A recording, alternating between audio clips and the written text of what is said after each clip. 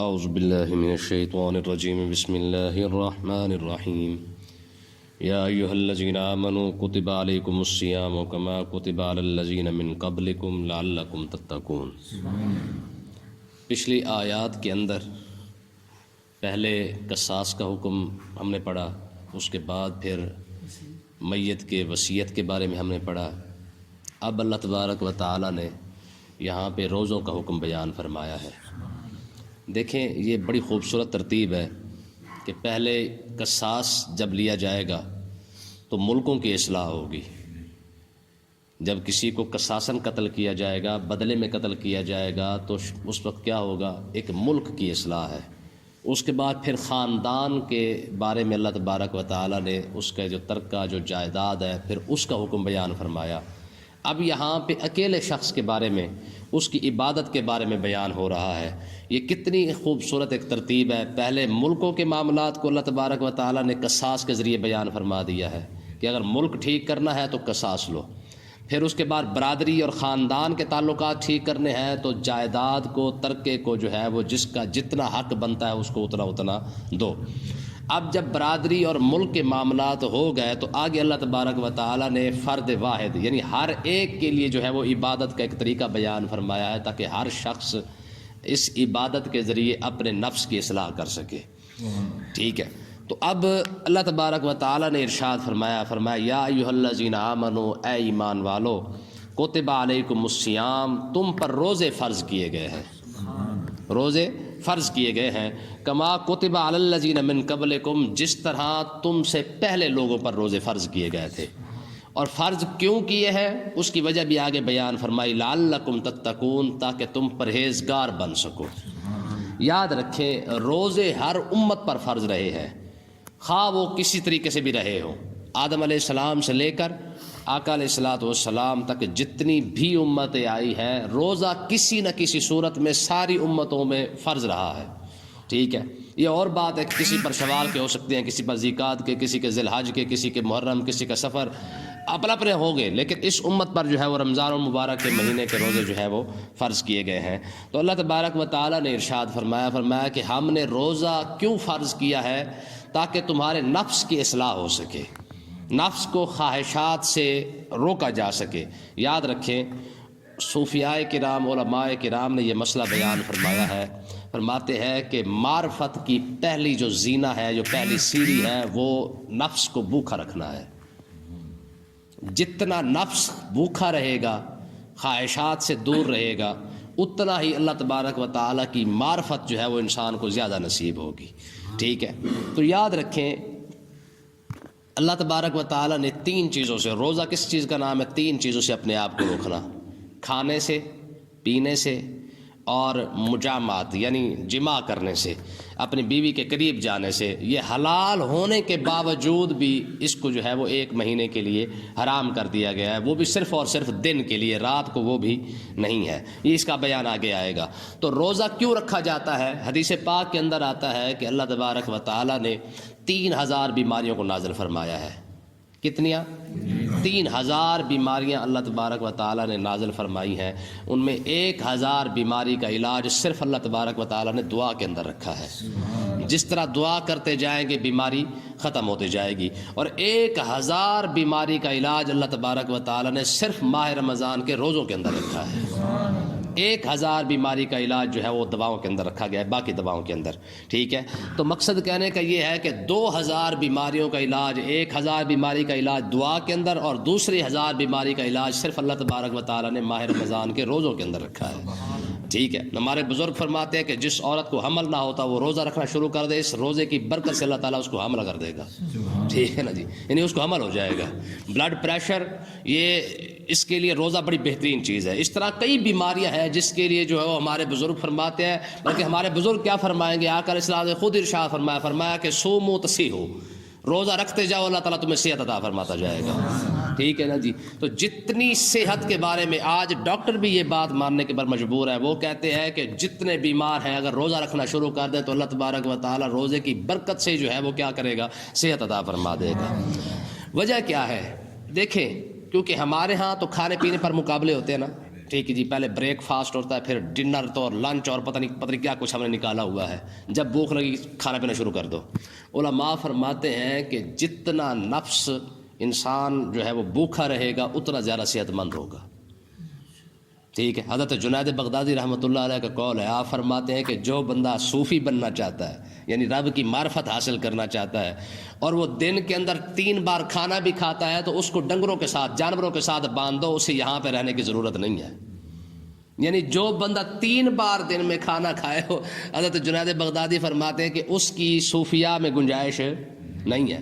ہاں، تو اس لیے اللہ تبارک و تعالیٰ نے ارشاد فرمایا کہ لعلکم تتقون، اگر کوئی شخص پرہیزگار بننا چاہتا ہے، میری معرفت حاصل کرنا چاہتا ہے، تو اس کا ایک ہی طریقہ ہے، روزہ رکھنا شروع کر دے. جیسے جیسے روزہ رکھتا جائے گا میری معرفت اسی طریقے سے جو ہے وہ نصیب ہونا شروع ہو جائے گی. ٹھیک ہے.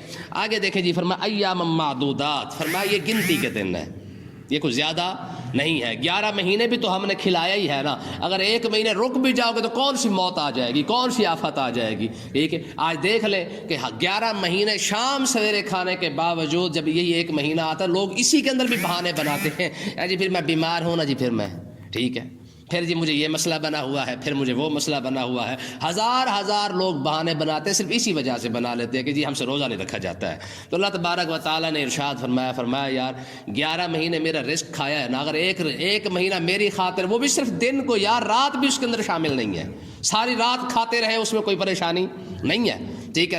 ساری رات آپ کو کھانے سے کوئی روک سکتا ہے، نہ ساری رات پینے سے روک سکتا ہے، نہ مجامات سے روکا جا سکتا ہے. کہنے کا مقصد یہ ہے کہ صرف وہ بھی چند گھنٹوں کی خاطر، اگر رب کی خاطر بندہ بھوکا رہ بھی جائے تو کیا فرق پڑ جائے گا. ٹھیک ہے. تو یہ اللہ تبارک و تعالیٰ نے ایک اصول بیان فرمایا ایام معدودات، یہ چند دن ہی تو ہیں. 29 ہو جائیں گے یا 30 ہو جائیں گے، 31 تو کبھی بھی نہیں ہوں گے، 31 تو کبھی بھی نہیں ہوں گے، یہ تو اس ہو ہی نہیں سکتا نا. میں 30 دن میری خاطر بھوکا ہی نہ رہ سکا. 11 مہینے تو تجھے کھلایا پلایا ہی تھا نا، تجھے اجازت دی جو مرضی کھاتا پیتا رہے. 11 مہینے تجھے روکا تو نہیں، صرف 1 مہینے کے لیے روکا تھا نا کہ چل یار 1 مہینہ تو کم سے کم نہ کھا. بندہ میرا دعویٰ بھی میرا کرتا ہے کہ یار میں تیرا مالک، تیرا بندہ ہوں، تیرا فرما بردار، عاشق رسول، پتہ نہیں کیا کچھ اتنے دعوے کر کے ایک مہینہ میری خاطر بھوکا ہی نہ رہ سکا. بھوکا بھی کتنا رہنا، سویرے بھی کھا لینی ہے، شام کو پھر کھا لینی ہے، چند گھنٹے ہی تو رکنا تھا نا. دعویٰ کر کے چند گھنٹے ہی نہیں رک سکا. ٹھیک ہے. پھر بھی بہانہ بنائے. تو اللہ تبارک و تعالیٰ نے آگے ارشاد فرمایا فمن کان منکم مریضا، اگر رخصت بھی دیکھیں ذرا، فرمایا کہ اگر تم میں سے کوئی شخص مریض ہو جائے، او علی سفر، یا وہ مسافر ہو جائے، چلو پھر بھی ہم رخصت دیتے ہیں کہ جاؤ فعدۃ من ایام اخر، جتنے دن تم بیمار رہو اتنے دن روزہ چھوڑ دو، جتنے دن تم سفر میں چلے جاؤ اتنے روزہ چھوڑ دو.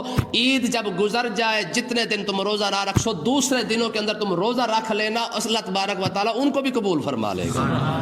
ٹھیک. اتنی رخصت ہونے کے باوجود بھی انسان پھر بھی کہے جی ہم سے نہیں ہو سکتا ہے، تو پھر انسان ہے پولو کے قابل. یقین کریں اب بھی اگر لوگ روزہ نہیں رکھ سکتے تو واقعی یہ پولو کے قابل ہی ہیں پھر. ٹھیک ہے. اب دیکھیں انسان مریض کتنا ہو، جب اسے جان کے پریشانی بن جائے، جب اسے اتنی مرض لاحق ہو جائے، یا ڈاکٹر اسے کہہ دے کہ یار واقعی اگر تو روزہ رکھے گا تو پھر تیرا مسئلہ بن سکتا ہے. ٹھیک ہے جی. ہمارا کیا ہوتا ہے، سر درد شروع ہوا نہیں اور ہم نے روزہ چھوڑا نہیں، پیٹ درد شروع ہوا نہیں ہم نے روزہ، یعنی بہانہ تو ہم آلریڈی پہلے بنا کے کھڑے ہوئے ہیں نا. ٹھیک ہے. خاص کر یہ روزی روٹی کمانے والا مزدور کمپنی نے تو اتنا بڑا بہانہ اپنے سامنے رکھا ہوا ہے جی پھر مزدوری کرنی ہوتی ہے. تو مجھے آپ بتائیں کتنے لوگ بہانے بنا لیتے ہیں. حدیث پاک کے اندر آتا ہے کہ جب اللہ تبارک و تعالیٰ قیامت کے دن ایک بندے کو بلائے گا، فرمایا ہاں میرے بندے مجھے یہ بتا میری عبادت کیوں نہیں کی تھی. وہ عرض کرے گا پروردگار بیمار تھا میں، میرے ڈیڈ شریف میں درد تھا. تو اللہ تبارک و تعالیٰ جناب ایوب علیہ السلام کو سامنے کرے گا، فرمایا میرے ایوب سے زیادہ بیمار تھا، میرے ایوب سے بھی زیادہ بیمار تھا تو. ٹھیک ہے. ایک بندے کو پھر بلایا جائے گا، ہاں میرے بندے تو نے میری عبادت کیوں نہ کی، تو نے روزہ کیوں نہ رکھا، تو نے نماز کیوں نہ پڑھی. وہ عرض کرے گا پروردگار وہ بچوں کو پالنا تھا. تو اللہ تبارک و تعالی حضرت داؤد علیہ السلام کو آگے کر دے گا، فرمایا میرے داؤد سے زیادہ تیری پریشانی اور زیادہ تیری مصروفیات تھی، میرا داؤد تو ساری سلطنت بھی سنبھالتا رہا، مجھے بھی یاد کرتا رہا. انسان کے پاس بہانہ ککھ نہیں ہے، ہم جتنے مرضی بہانے بنا لیں، یہ صرف اپنے آپ کو راضی کرنے پر نہ ہم بہانے بناتے رہتے ہیں۔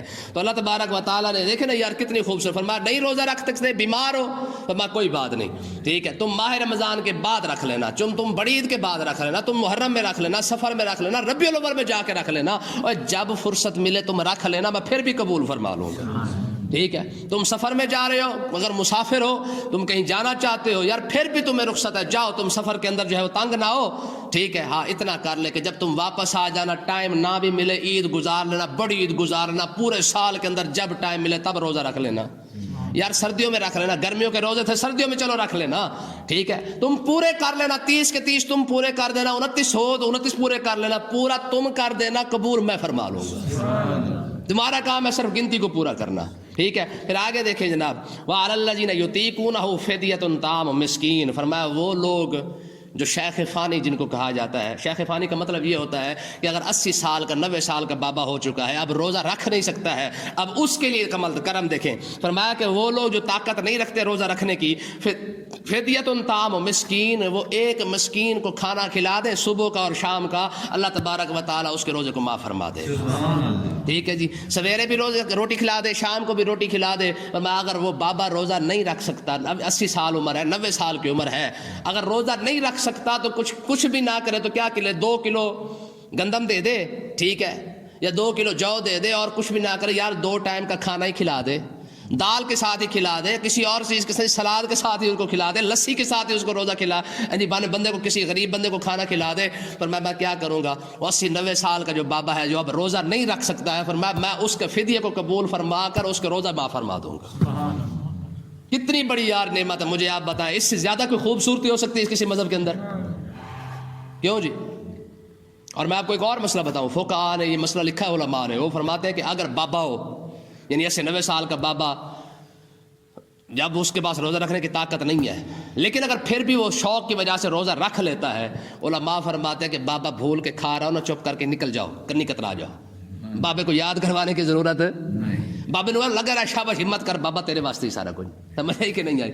یعنی بابے کو تو یاد کروانے کی بھی ضرورت، علماء فرماتے ہیں بابا لگے رہنے دو، بابے کو یاد ہی نہ کرواؤ، روٹی کھا رہا کھانے دے، پانی پی رہا پینے دے، مانگ بھی لے پھر بھی دے دو، اللہ بابا لگا رہا ہے۔